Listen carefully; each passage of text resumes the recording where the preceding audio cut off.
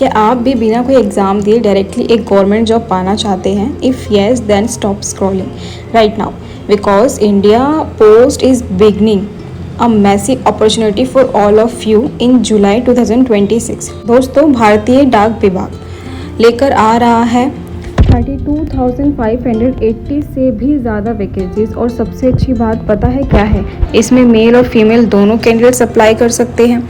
लड़कियों के लिए तो ये फॉर्म बिल्कुल फ्री होने वाला है।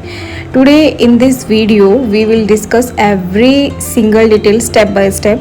हम बात करेंगे इम्पोर्टेंट डेट्स की, एलिजिबिलिटी की, पोस्ट की और सबसे ज़रूरी कि बिना एग्ज़ाम के इसमें सिलेक्शन कैसे होगा। So make sure you watch this video till the very end. Alright, let's start with our first point important date. Screen पर देखिए, इस रिक्रूटमेंट के ऑनलाइन एप्लीकेशन जुलाई 2026 के सेकेंड वीक से शुरू होने की पूरी उम्मीद है।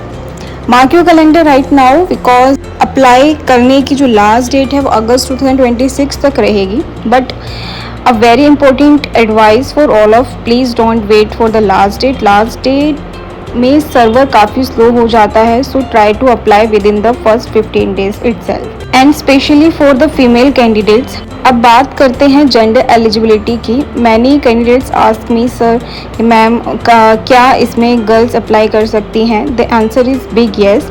इसमें मेल्स और फीमेल्स दोनों के लिए ही बम्पर वैकेंसी है। फॉर मेल्स, अगर आप किसी भी स्टेट के मेल कैंडिडेट्स हैं तो आप एलिजिबल हैं। जनरल और ओबीसी मेल्स के लिए अप्लाई फ़ी बिल्कुल ना के बराबर है। For females, my dear sisters, this is a golden opportunity for all of you. आपके लिए अप्लाई करना बिल्कुल फ्री है and government of India always promotes women's empowerment in post office, तो आपको स्पेशल प्रेफर भी मिलती है।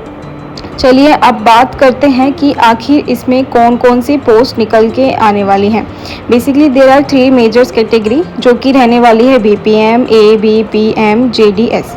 तो जो बीपीएम है इनका काम होता है पोस्ट ऑफिस ब्रांच को मैनेज करना, फाइनेंशियल ट्रांजेक्शन देखना और गवर्नमेंट स्कीम को लोगों तक पहुंचाना। ये जो है आपका बीपीएम यानी ब्रांच पोस्ट मैनेजर के अंदर काम रहने वाला है। उसके नेक्स्ट जो सेकेंड जॉब है वो है ABPM assistant branch post master. ये बीपीएम की हेल्प करते हैं, डेली ऑपरेशन चलाते हैं और मेल सेफ्टली इंश्योर करते हैं। थर्ड जॉब है JDS की यानी ग्रामीण डाक सेवा। इनका काम होता है लोकल एरिया में जाकर पोस्ट और लेटर डिस्ट्रीब्यूट करना।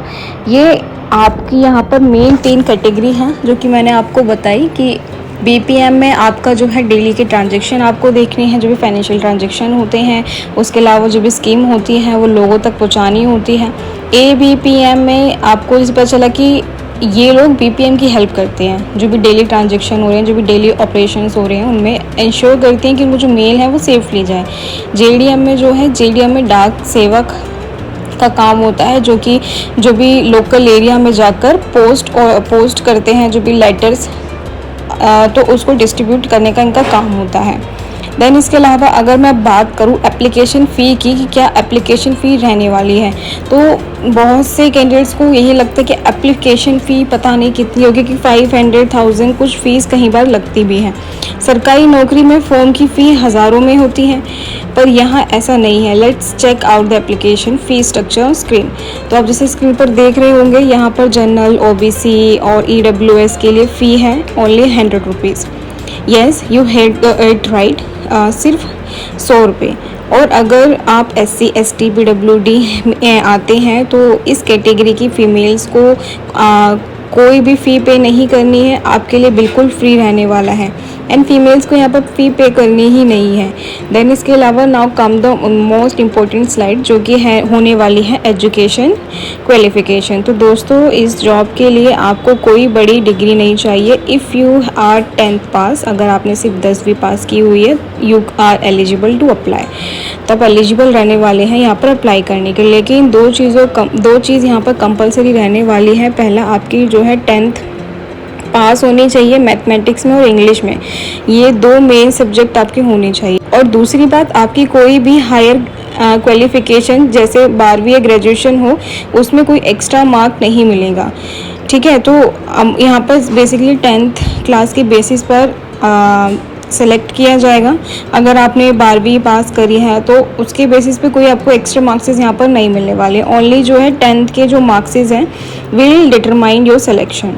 ओके, एंड देन हम आते हैं अगर नेक्स्ट स्लाइड पे, तो यहाँ पर देखिए 10वीं पास होने के साथ साथ आपके पास 3 बेसिक स्किल होनी बहुत ज़रूरी होने वाली है।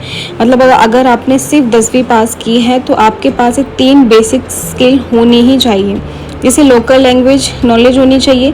आप जिस भी स्टेट में अप्लाई कर रहे हैं वहाँ की लोकल लैंग्वेज आपको बोलनी आनी चाहिए, लिखनी आनी चाहिए, ये बहुत ज़्यादा इंपॉर्टेंट है। And then basic computer knowledge, computer चलाने की बेसिक नॉलेज होनी चाहिए। डोंट वरी, इसके लिए फॉर्म भरते वक्त कोई सर्टिफिकेट नहीं मांगते, ठीक है, कोई सर्टिफिकेट आपसे अलग से नहीं मांगा जाएगा। जस्ट आपको बेसिक नॉलेज होनी चाहिए कि कंप्यूटर यूज़ कैसे किया जाता है, उस पर वर्क कैसे किया जाता है। एंड साइकिलिंग, क्योंकि ये फील्ड जॉब भी हो सकती है, इसलिए साइकिल या 2 व्हीलर चलाना आपको आना चाहिए। क्योंकि अगर आप जेडी उसमें जाते हैं डाक सेवा में, तो आपको जो है 2 व्हीकल या फिर व्हीकल आपको चलानी आनी चाहिए, ठीक है।